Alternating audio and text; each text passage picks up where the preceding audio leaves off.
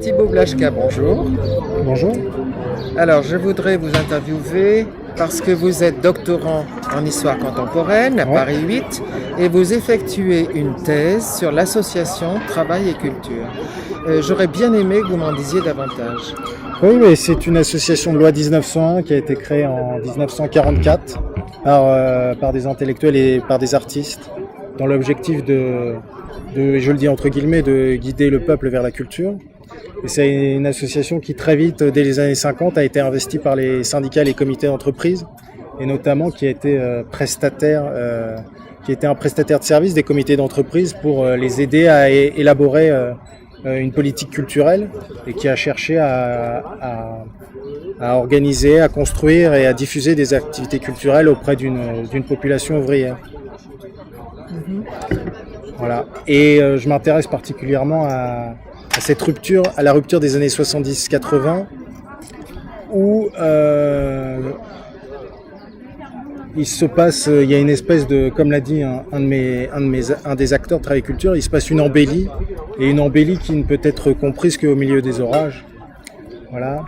Où notamment on cherche comme ça a été fait dans l'après-guerre par Villard, on cherche à réinventer et des contenus et des moyens pour justement construire une action culturelle en milieu ouvrier. Voilà. Oui, alors pourquoi Le Havre? Il n'y a pas le Havre. Il n'y a pas Le Havre. Il n'y a pas le Pourtant, Havre. vous êtes ici. Oui, enfin il y a eu une association Travail et Culture au Havre, mais qui est quasiment morte-née, qui a pris la suite d'une commission de coordination culturelle, tourisme et travail, qui a pris cette commission, elle est dissoute en 1975, et les acteurs, trouvant qu'il y avait un manque, notamment dans les entreprises, pour mener une action culturelle, a décidé de créer une association Travail et Culture, mais en 1978, et qui dure peut-être 18 mois, quoi. En fait, l'espace que Travail et Culture pouvait occuper, par exemple dans le Nord-Pas-de-Calais, ici au Havre, elle a été occupée par l'association Tourisme et Travail, ce qui explique que ça n'a pas pu durer. Et je pense que vers la fin des années 70, on a un essoufflement qui se fait ressentir dès 1975 d'ailleurs. On a un essoufflement de l'éducation populaire au sens large, quoi. Voilà, ce qui fait que l'association Travail et Culture, elle pouvait pas survivre outre mesure. Alors votre équipe est composée de plusieurs personnes, non? Mais en fait, non, je fais ma thèse seul, ouais. sous la direction de Daniel Tartakovsky, qui est professeur émérite d'histoire contemporaine à Paris 8.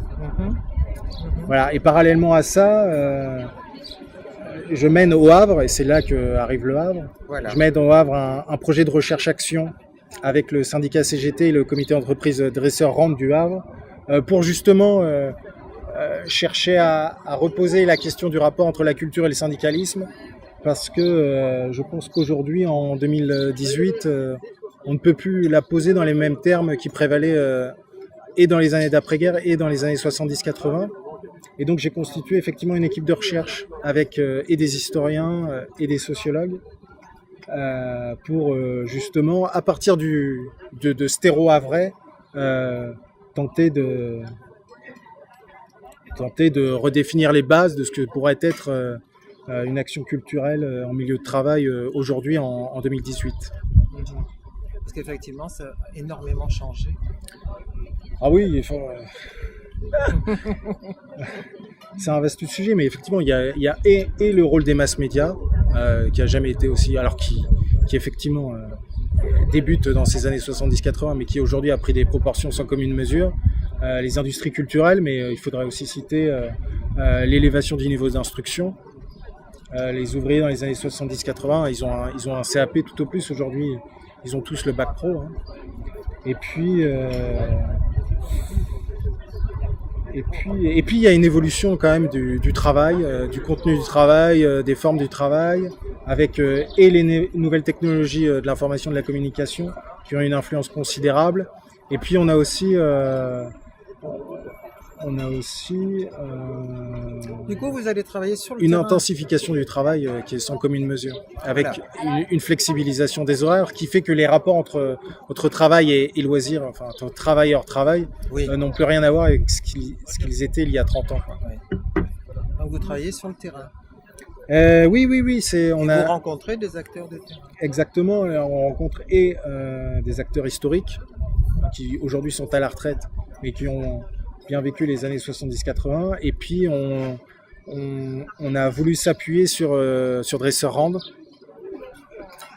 parce qu'il y a toute une histoire que les militants syndicaux de Dresser Rand, CGT, de Dresser Rand aujourd'hui sont conscients d'être les héritiers de cette histoire, et que ça nous paraissait un terrain adéquat pour tenter de relancer quelque chose, mais ce quelque chose reste encore à définir aujourd'hui, quoi. Puisque le projet débute seulement là depuis janvier. Ah oui, entendu. Vous vous donnez combien de temps pour On le se mener à donne bien 24 mois, donc jusque fin 2019. Voilà. Avec une première année effectivement qui est consacrée à l'enquête de terrain, et une deuxième année qui sera plutôt une expérimentation, mais sachant que l'enquête de terrain déterminera les modalités de cette expérimentation. Oui. Eh bien, écoutez, merci beaucoup de toutes vous ces en prie. précisions. Et puis alors, je vous souhaite bonne continuation, parce qu'il y a sans doute beaucoup de gens à rencontrer au Havre et dans la région. Oui. Et il faut surtout rencontrer les militants syndicaux d'aujourd'hui. Voilà. Voilà, parce qu'il y a encore...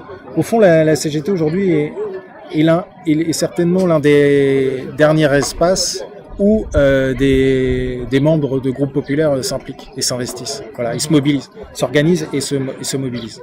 Voilà, je pense que c'est le dernier. On n'en trouve pas ailleurs. Donc. Ce sont les héritiers de la classe ouvrière des années 70-80. Eh bien, merci beaucoup. Je vous en prie. À bientôt.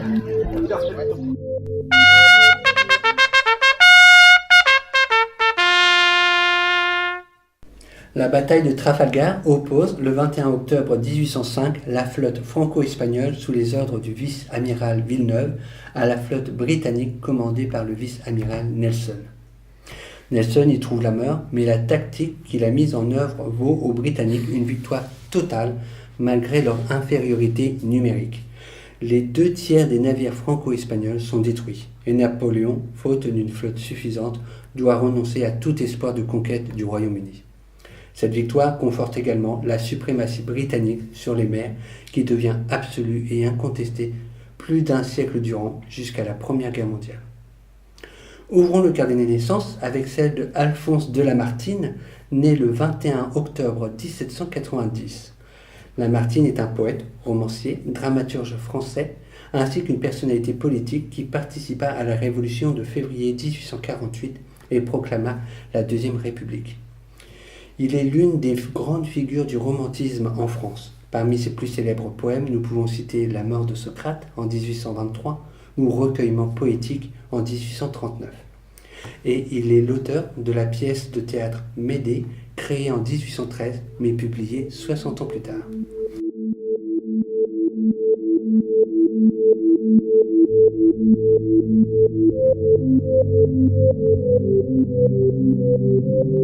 Je regrette, aujourd'hui je regrette qu'Ouest Track ne soit pas une télévision, parce que je veux vous parler d'un livre pour enfants. Un livre de Tom Ogoma et Maëlys de Kerangal. Maëlys de Kerangal, vous les Havrais, vous la connaissez bien, elle a grandi au Havre. Elle a travaillé dans l'édition jeunesse d'abord, avec Pierre Marchand, chez Gallimard. Son premier roman est sorti en 2000 aux éditions Verticales, et c'est sa maison d'édition depuis. Elle est membre de la revue Inculte, avec des gens comme Claro, le grand traducteur et les bons écrivains, des gens comme Mathias Sénard. Elle a eu le prix Médicis en 2010 pour Naissance d'un pont. Elle a eu plein de prix pour Réparer les vivants, qui a été adapté et au théâtre et au cinéma. Son nouveau livre, Un monde à portée de main, parle de Paula Karts, étudiante artisane en peinture, faux marbre, bois, matière animale. Il y est aussi question de préhistoire. Tom Ogoma, maintenant. Lui est illustrateur. Né en 1985, il a fait l'école des Gobelins en section film d'animation.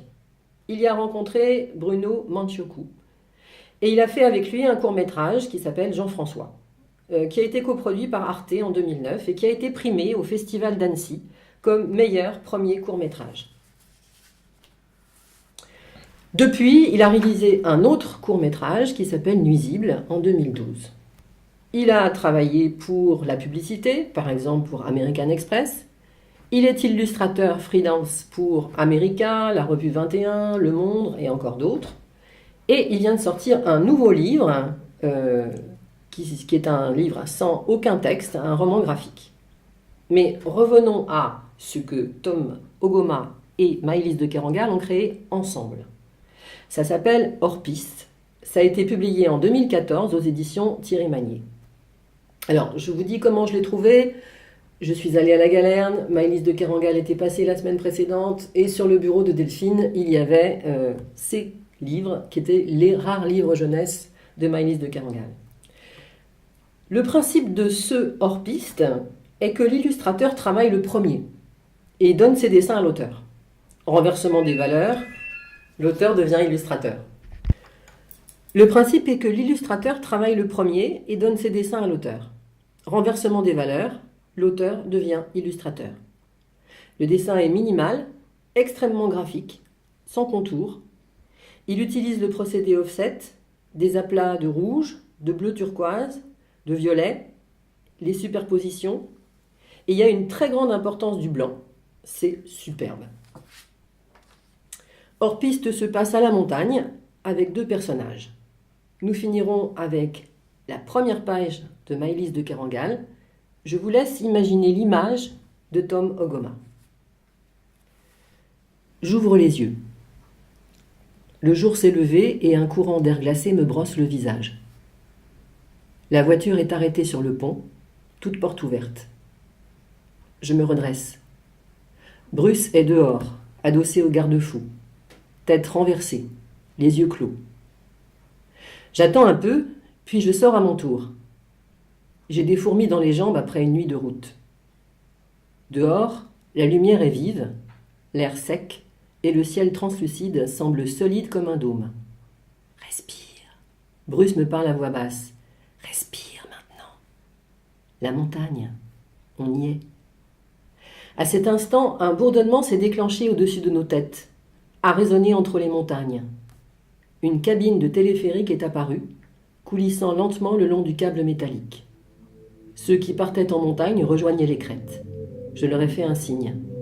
Bientôt, je serai des leurs. Au revoir. Je suis au fil des pages, la nouvelle librairie rue Doumer, Paul Doumer, et je suis avec Caroline qui nous donne son conseil de la semaine.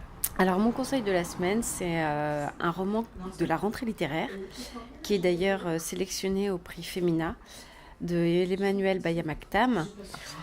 Le livre s'appelle Arcadie et pour moi ça a été un des livres, je crois que c'est un des livres les plus intelligents que j'ai lu de cette rentrée mais que j'ai lu depuis longtemps, qui traite de la question de l'identité, du genre, qui se passe dans une communauté, dans une zone blanche parce que la maman de l'héroïne ne supporte pas tout ce qui est honte, donc voilà, ils sont dans une communauté sans téléphone portable, etc. Donc, on va s'ouvrir à la nature et puis on va s'ouvrir à l'autre. Et tout d'un coup arrive dans cette communauté qui est avec un gourou où tout le monde s'entend plutôt très bien, un migrant. Et là, ça va être le basculement et au dévoilement de ce qu'un adulte parle à travers ces contradictions. C'est un roman qui est jubilatoire, plein d'ironie, mais vraiment jubilatoire, où j'ai été scotchée par certains passages, et voilà, c'est intelligent, brillant. Je regrette qu'il ne soit pas qu'on ne parle pas plus de ce roman-là, et c'est pour ça que je vous invite tous à le découvrir et à venir le découvrir, notamment à la librairie. Ah ben tout à fait. Eh bien merci beaucoup Caroline, à bientôt.